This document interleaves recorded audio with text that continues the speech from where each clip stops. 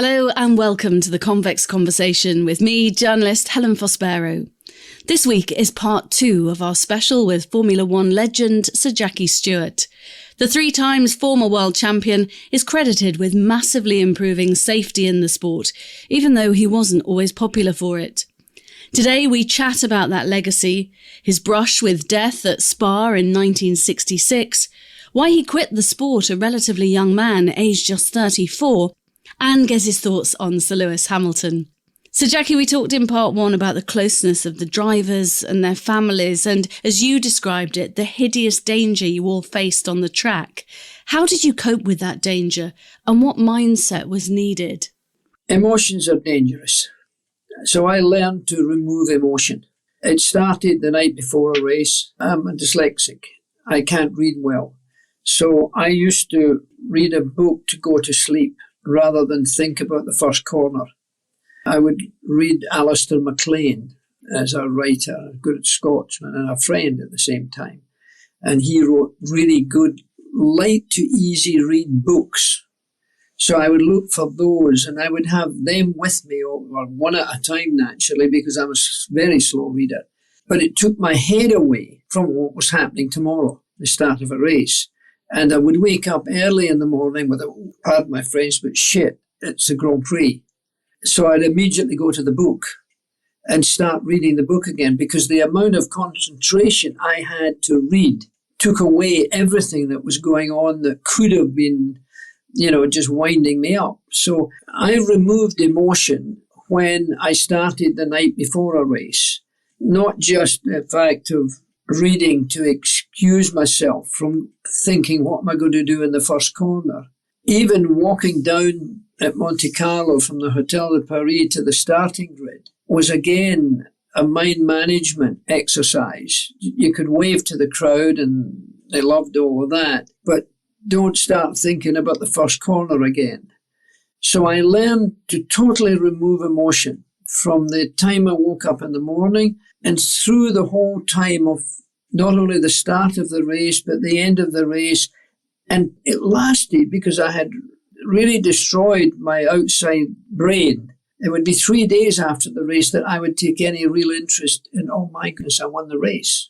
Because emotion's dangerous in any life. Because when you're emotional, you say things and do things that later you wish you had never said or done. And in a racing car, that was even more important. And I would say the same should be played by the current generation of racing drivers. And I'm not quite sure whether they've got that story fully at home in their brain. I won most of my races in the first 5 laps. Because generally, and particularly in those days with the danger and the deaths, everybody was uptight. And they never drove as well when they were as uptight as that, as when they calmed down. By a quarter into the race, and sometimes even a half into the race, then they would start to be really good, clean racing drivers. And in my case, I didn't have that disadvantage. I had no emotion. From the beginning of dropping the flag, because it wasn't a light in those days, it was a flag. I knew very well when a man, and they were mostly mature men, the privilege of starting a Grand Prix was usually one of man's, they've done so this or they've done that. And they were generally not young. So when they lifted the big flag, and particularly in Monte Carlo, because the first corner was very important, as soon as their knees bent and the flag began to drop, I was gone.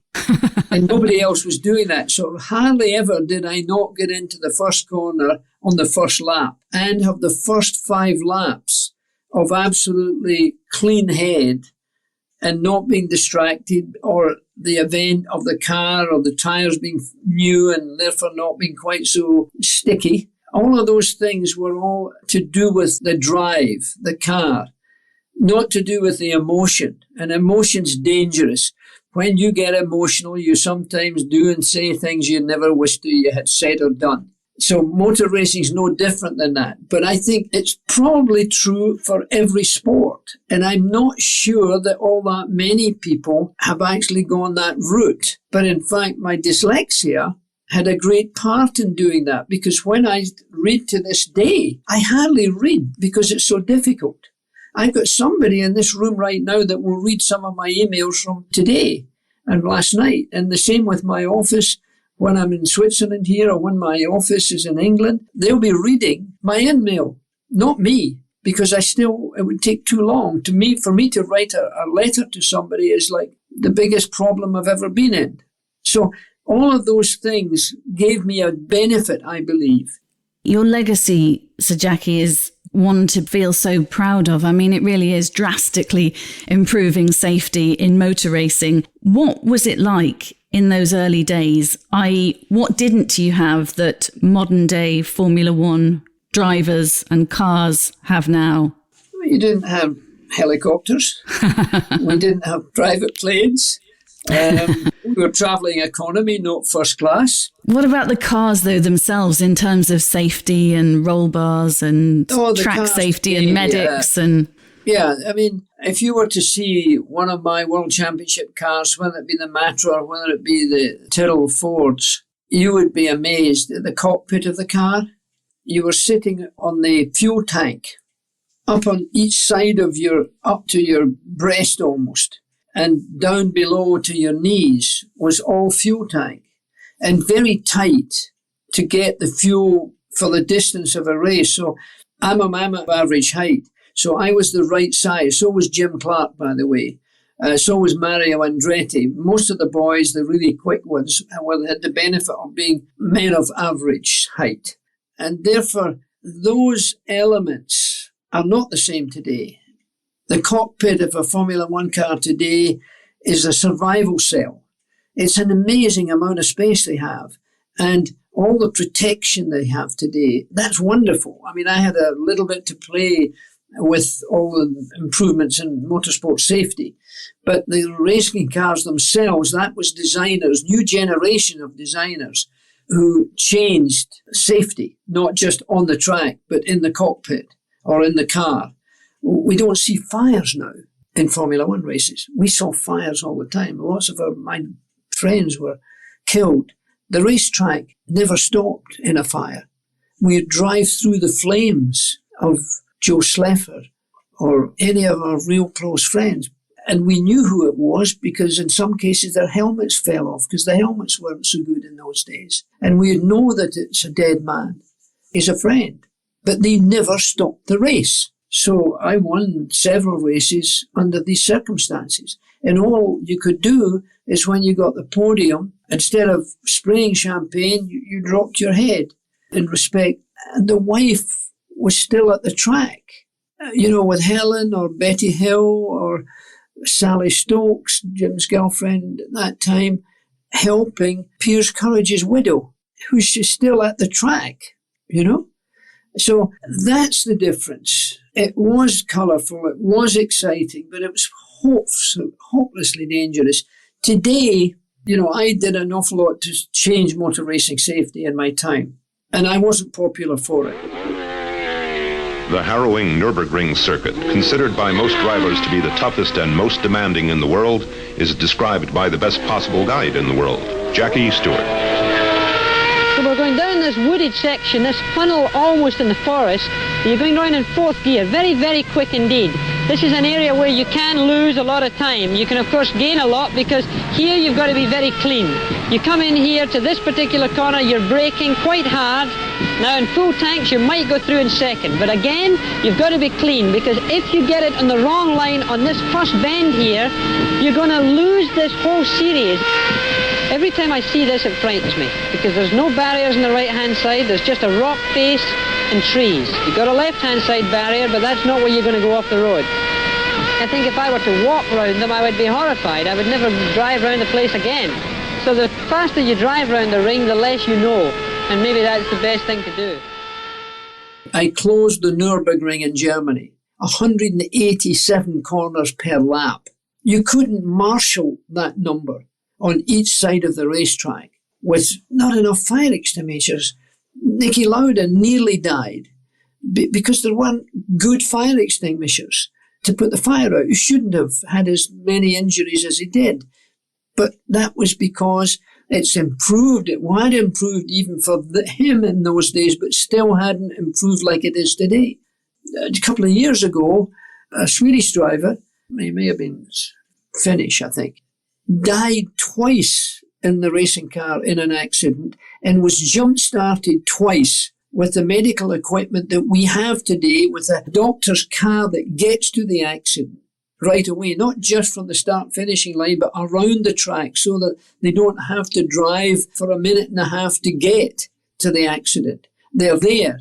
Jackie, you might not have been always popular for bringing in those safety measures, but, you know, the wonderful thing is that you're alive to enjoy your family and your grandchildren. But take me back, if you would, to 1966 and Spa. I think you crashed at 165 miles per hour and you were pinned in the cockpit by the steering column with the fuel tank ruptured. Spa 1966 was a race Jackie was never to finish. And that's all we've seen. Only 6 cars have gone through at the end of the first lap.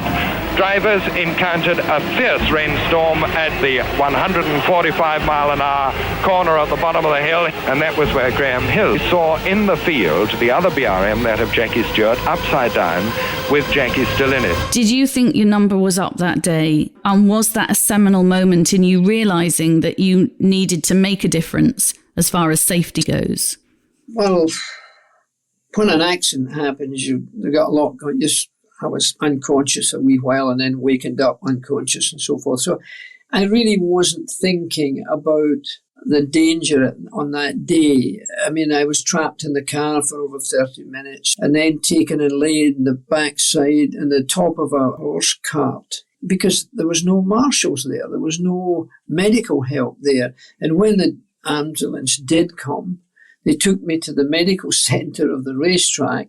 And I'll never forget lying on a canvas stretcher, looking round at a cigarette, lying on the floor. I mean, nothing to do with safety or cleanliness at all. And then when they put me in the ambulance to get me to the hospital, the police escort lost the ambulance, and the ambulance lost the way to the hospital. That doesn't happen today. There's a helicopter that takes them. And they've jump-started somebody that's died now and still stays alive in almost every case. So it's progress. I was part of that. It was very unpopular. They didn't want doctors. The doctor at one of the racetracks we went to, the doctor was a gynecologist. Oh my goodness, that wouldn't be much use, would it? He was an enthusiast. He was fond of motor racing, so the organizer said he knows about motor racing, we'll give him the medical. He was the head medical officer. Now, sometimes racing drivers do need gynecologists around, but not always. And, no. You know, that sort of thing doesn't happen now. We've got, in every Grand Prix we go, they've got the right kit for it. Unless it's a terribly bad accident, they don't die. It's quite a while since we lost a driver doing speeds that were even faster than my time. But the runoff areas have got deformable structures now. And, you know, they don't get killed when you hit them. And in fact, there's more accidents today than there were in my time because people are taking more chances because they know they're better protected. So after such incredible success, including 3 world championships, what was the tipping point? What made you think it's time now to stop and walk away when you're a relatively young man? I was burned out. I retired when I was 34 years of age. Lewis Hamilton today, I think, is 38 or something like that, 38 or 39. I'd made a decision in April that I would race the season out because I felt I needed to do that for Ken Tyrrell, the entrant, and for Ford Motor Company, who were deeply involved with it. So I only told 3 people that I was going to retire, and Helen wasn't one of them. Nobody knew, and I swore them to secrecy because I didn't want anybody to be counting bottles, particularly Helen, 10 green bottles sitting on the wall. I didn't want that for her. But I was burned out. I had a neonatal ulcer that hemorrhaged at one time because I did 68 crossings of the Atlantic, driving in races in America and Europe and Australia and New Zealand and all over the world to make good money because the numbers were small in those days. But I collected quite a large amount of money in those days that have served me very well right up to today. So the sport, I had the neonatal ulcer, then I had mononucleosis, which is a blood disorder, and I lost world championships because of it, because I had to stay off, particularly because of the neonatal ulcer hemorrhaging. I think I lost 3 Grand Prix that year and therefore lost the world championship. It was time to retire. I knew that. I never ever wanted to go back. I never one day thought, oh, good, I'd love a wee drive again. I've never liked it. I love the sport. I love being there. But because I was part of the development of the commercial side, particularly of Formula One, which has become a giant, I was making a lot of money. But it was small money. I think the biggest amount of money I made in 1 year at that time, in 1971, I think I just made over £1 million. Now, that was a lot of money in 1968 or 1970. It was 71, I think. It certainly was. It's a lot of money now. Yeah, but, today Lewis Hamilton, I think, earns £54 million a year for driving only 23 races. I was driving 75 races. To get that, sports cars, GT cars, Can-Am cars, Indy cars, God knows what else. But that was what we all did. That's what Jim Clark did. That's what Graham Hill did. That's what Mario Andretti did. That's what Jochen Rindt did. We all did it. That was the only way to earn money. And it was glamorous, colourful and exciting, travelling to every corner of the world. I loved New Zealand. I loved Australia. I loved America because I'd be driving a touring car, a GT car or something else. So the sport then was definitely more colourful in some respects, but today it's more glamorous because of its scale, its size. Television has been a huge part of that. So I'm still doing it. I'm still there. I'm still going to Canada and I'll be there for Heineken, actually, but I'll service Rolex a little bit while I'm there. But I'm bringing, hopefully, a new sponsor into Formula One. Now, that's part of my business now and part of my life. And they're a multinational corporation in America. They've never been to a Grand Prix before, so I'm taking them to Miami. And if we do the deal, it's wonderful. If they don't do the deal, I'll find another one. So I'm still loving the sport, never wanted to go back. I drove the odd car for a company called Elf Aquitaine. Elf was a great fuel company in France, and they wanted me to drive 5 years after my retirement. They wanted me to drive the current cars of that period. And I did it. And I enjoyed it, but I didn't want to do it again. I certainly didn't want to race again. It was in a circuit that I had to myself, whether it was the Paul Ricard circuit in France or another circuit somewhere else. I was driving the then up to top level cars. Somebody offered me £5 million after I retired. Not immediately, I think it was about 5 or 6 years after I retired. And I just had no desire to do it. Nothing to do with money. I just had no desire to do it. I am keeping my eye on the stopwatch now because I know you have to get ready to go to Miami soon and that you're very busy every day. So I just have 2 more questions. I've got hundreds of more questions, but we'll stick to 2 if that's all right and then let you get on. Thoughts on Lewis Hamilton and what he's achieved? He's done extremely well. He came from modest beginnings. His father had 4 or 5 jobs to afford his karting before a man called Ron Dennis picked him up because he was so good at karting and took him into McLaren and got him to win Grand Prix.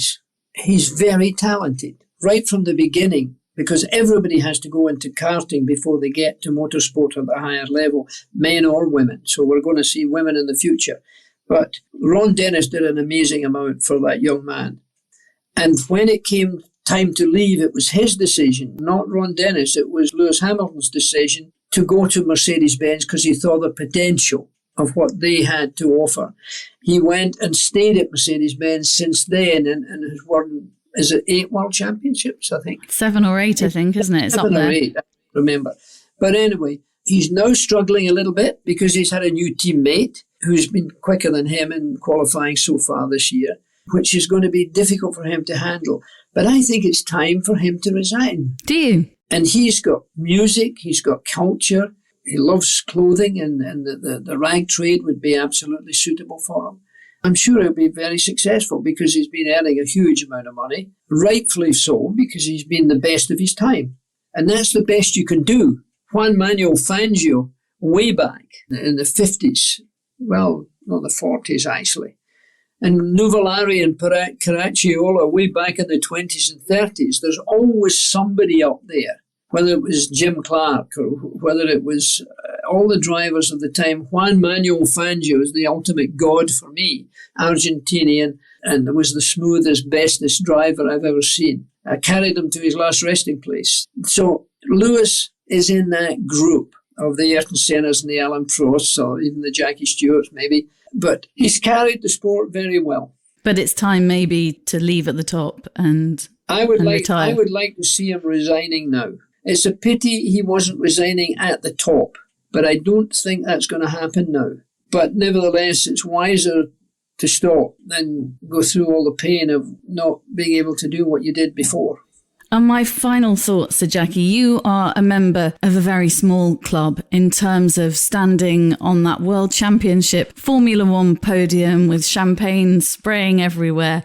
What was that feeling like in those celebratory moments when you won the World Championship, standing up there on the podium?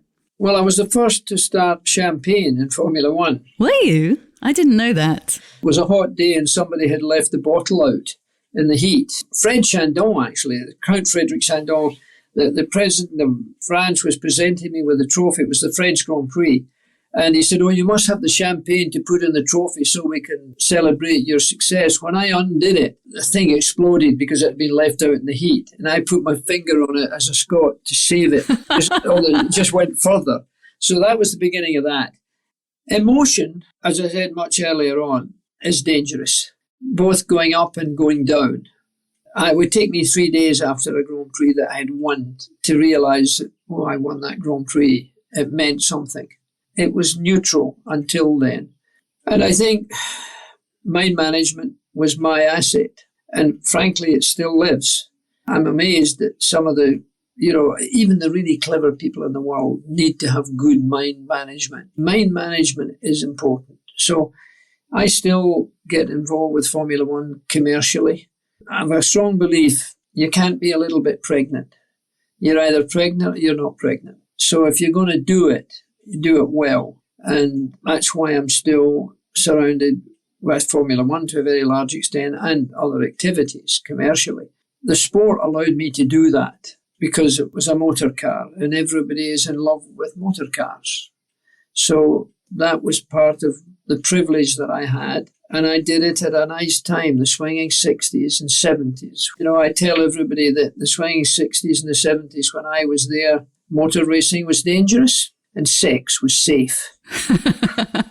You've been listening to Formula One legend Sir Jackie Stewart, chatting to us about his life and career from his home in Switzerland.